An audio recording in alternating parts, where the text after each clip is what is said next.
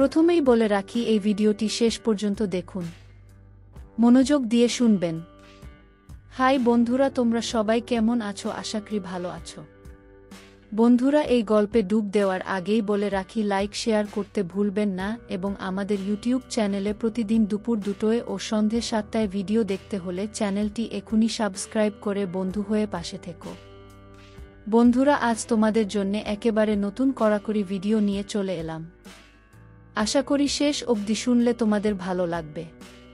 তাহলে চলো বন্ধুরা। আমার নাম অমিত, বর্তমানে মাস্টার ডিগ্রি করছি অঙ্কে। আমার সাথে আমার প্রেমিকার সুন্দর সম্পর্কের কিছু ঘটনা আমি এখানে শেয়ার করছি। তখন ক্লাস 11-এ সদ্য আমি একটি মেয়ের কাছে ধোঁকা খেয়েছি। একদিন আমার এক বন্ধুর বাড়িতে বিকেলে চা খাওয়ার আড্ডায় গিয়েছি।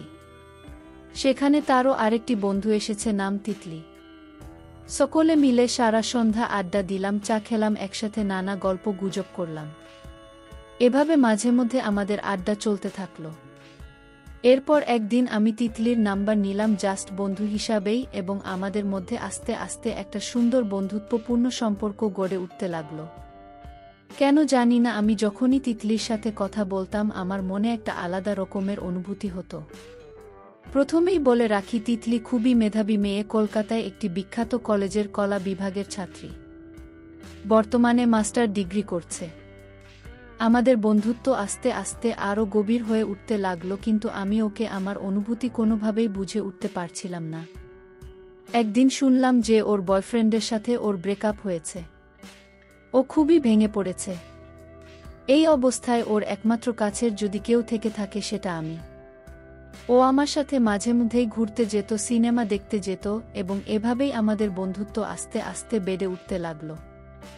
হোয়াটসঅ্যাপ চ্যাটে আমি আকারে ইঙ্গিতে তাকে বোঝানোর চেষ্টা করতে লাগলাম যে আমি তাকে কতটা ভালোবাসি, কিন্তু ও বুঝেছিল কিনা আমি ঠিক জানি না।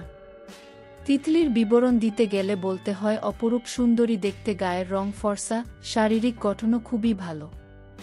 আমার সাথে সব রকম কথাই শেয়ার করত, আমিও করতাম। এরপর একদিন হঠাৎ ঠিক হলো আমরা কলেজ ছুটি মেরে মধ্য কলকাতা এক সিনেমা হলে সিনেমা দেখতে যাব। যেমন কথা তেমন কাজ, আমি ব্যালকনির একটু কোণা দেখে 2টো টিকিট কেটে ফেললাম এবং ঠিক করলাম যে আজই সুযোগ, আজই ওকে আমি আমার মনের কথা বলবো। আমরা সিনেমা হলে সময় মতো পৌঁছেও গেলাম। সিনেমা হলে খুব বেশি একটা লোক ছিল না, তাই দুজনে মিলে বেশ ফ্রিলি বসে সিনেমা দেখা শুরু করলাম। সিনেমা শুরু হয়েছে বেশ কিছুক্ষণ হলো। সিনেমা চলার কিছুক্ষণের মধ্যে আমি তিতলির কাঁধে একটা হাত রাখলাম এবং আরেকটা হাত দিয়ে একটা হাত ধরলাম। তিতলিও বেশ শান্তিতে আমার কাঁধে মাথা রাখল। এভাবে কিছুক্ষণ চলার পর আমি একটু সাহস করেই ওর কপালে একটা চুমু খেলাম। একটু ভয় ভয় লাগছিল, যদি ও খারাপ মনে করে তাহলে আমার সাথে আর সম্পর্ক রাখবে না।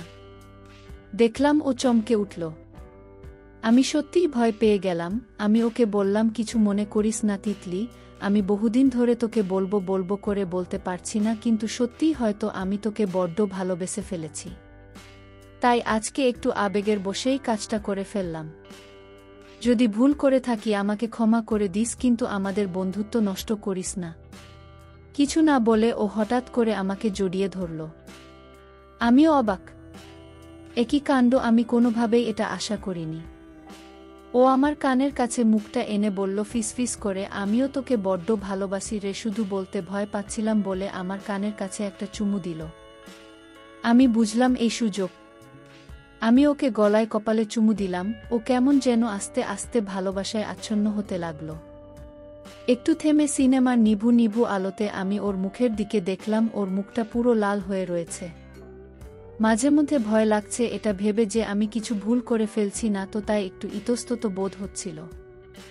বলা হয়নি, ওই দিন তিতলি একটা কালো টি শার্ট এবং জিন্স পরে গিয়েছিল, যেটাতে ওকে অপরূপ সুন্দরী লাগছিল। এই করে বেশ কিছুক্ষণ সময় কাটল। এমন সময় ইন্টারভেল হলো। তারপর আমায় বলল আমি একটু টয়লেট থেকে আসছি।